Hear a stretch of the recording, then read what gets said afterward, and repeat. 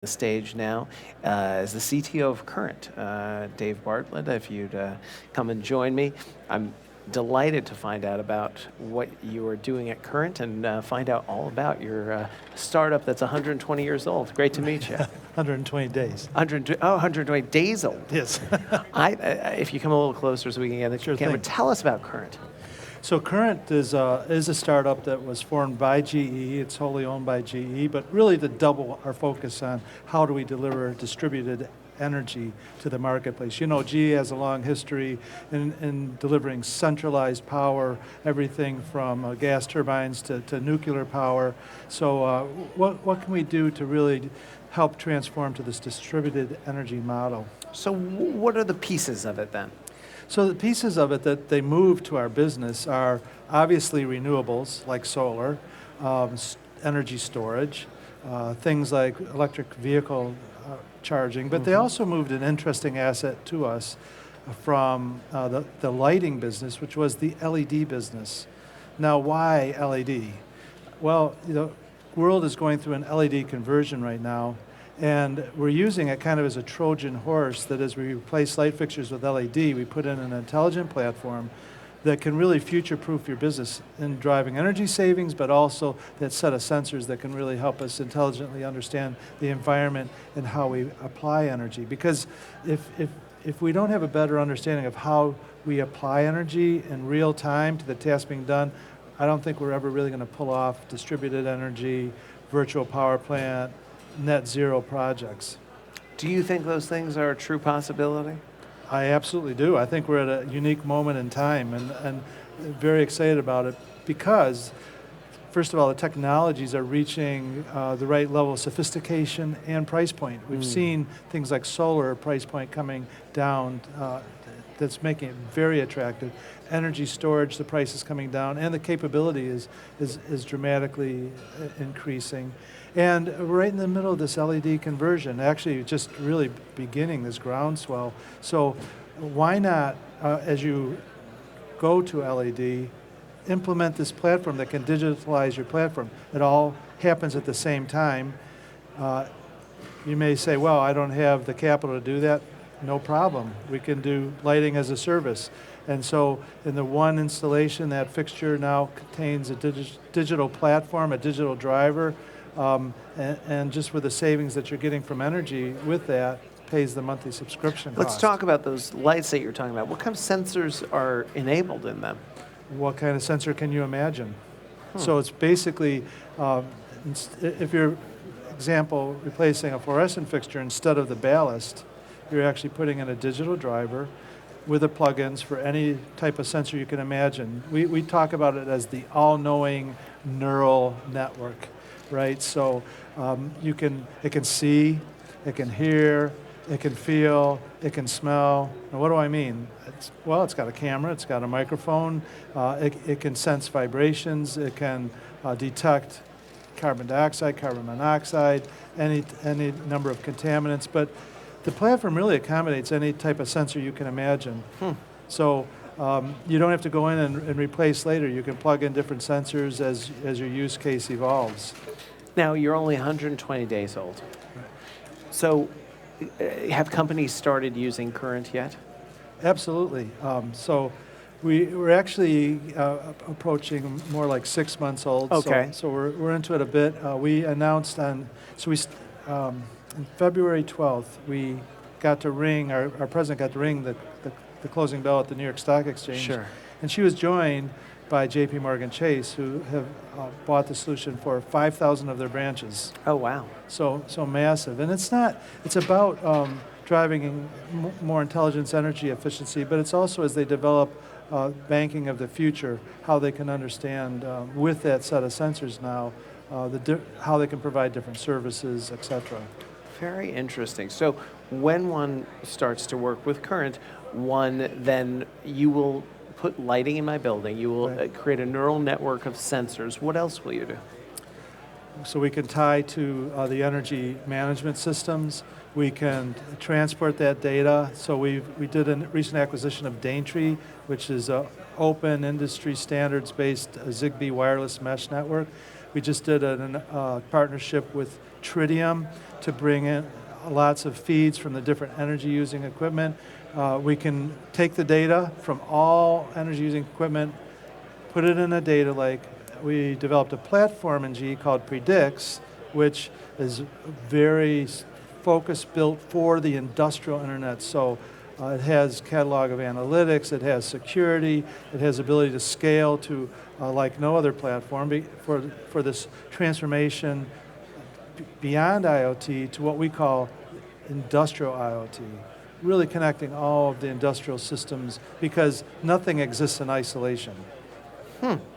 Now, obviously, you're 6 months old, but this must have been years in the planning. I mean, you don't just pop out of anywhere with a platform like Predix.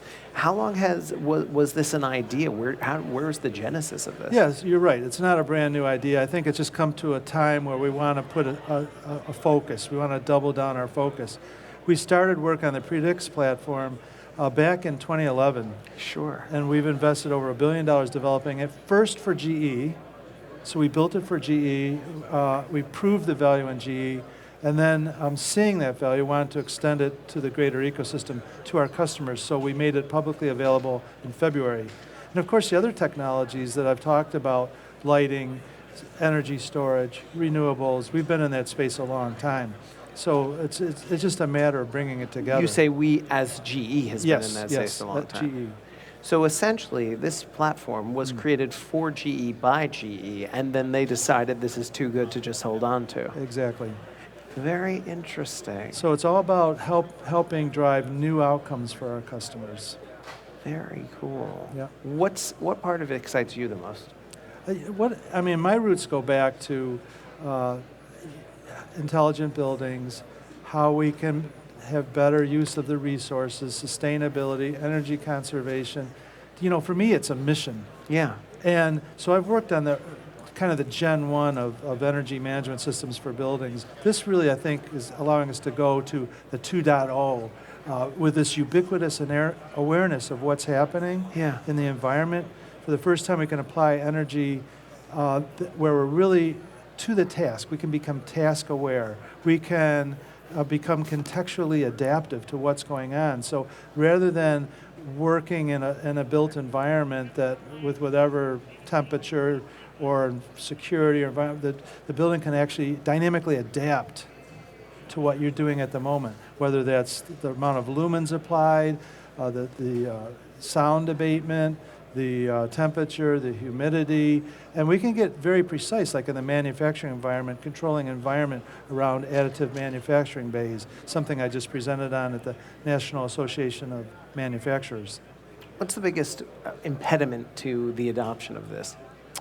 Well, I'm an optimist. Sure. I really think there's, at this point, when you can do it as a service, when you don't have to do the capital outlay, when you get a great ROI just from connecting this to your energy systems and the ROI that comes from LED, there's no reason not to begin the journey of really this ubiquitous, all-knowing network. We've achieved great outcomes within GE.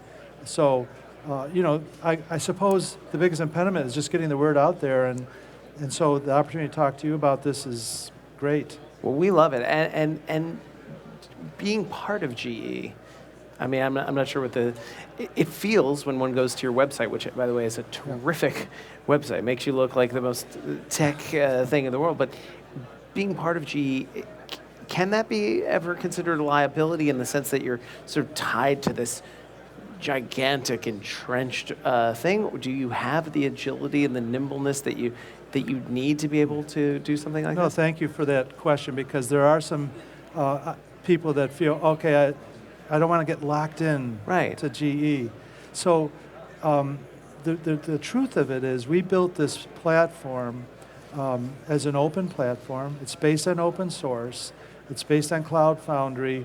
The whole architectural tenet of it is to be open, to be a platform of platforms. So whether you have your own data lake, your own other platform investments, that's great.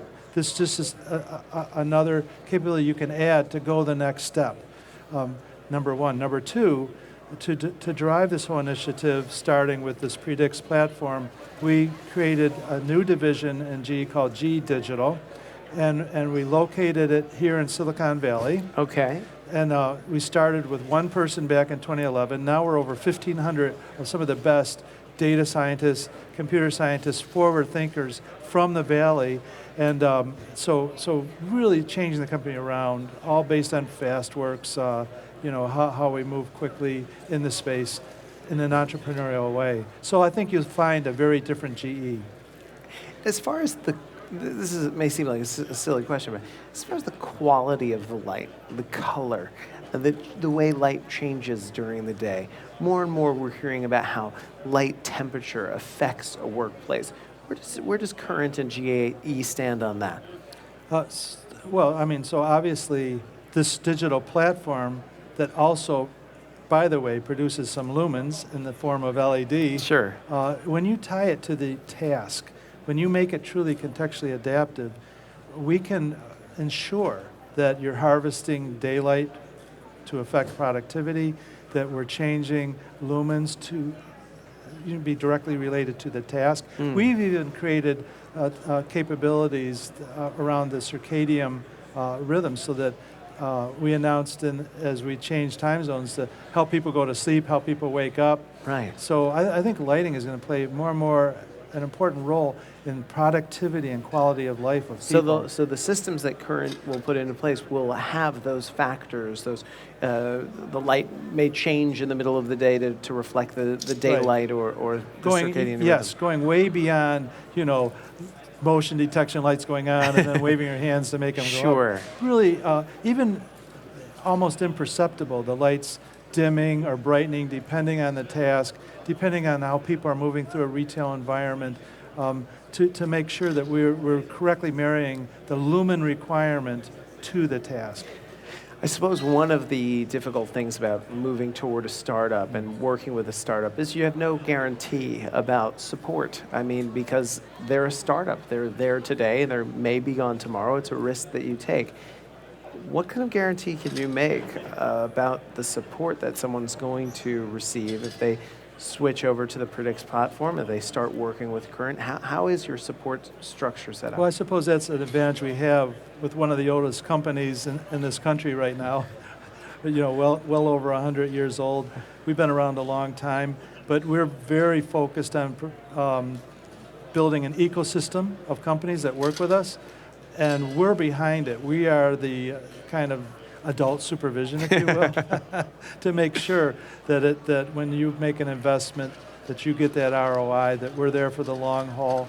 And it also includes things like ensuring it's secure, ensuring that the features that you're looking for are brought out. But, we've gone beyond talking about technology, cloud, analytics. We just focus on what outcome are you looking for as a customer and delivering that outcome. It sounds like a great company. Is there anything else that our people should know about Current? I think you've done a great job covering it. Thank you. So I appreciate that. It's my second time I've been up on stage with you. Last time was a few years ago. That's right. I was impressed then. I'm impressed now. I think we got the message out. Well, thank you, Dave, and please feel free to share this video. I know we will. It's on our it's on our Conference Live YouTube channel. But I'm glad you were my last interview of the day. What you're doing sounds very exciting, and I wish you the best of luck with it. Thank you so much. My pleasure. All right. Dave Bartlett from Current.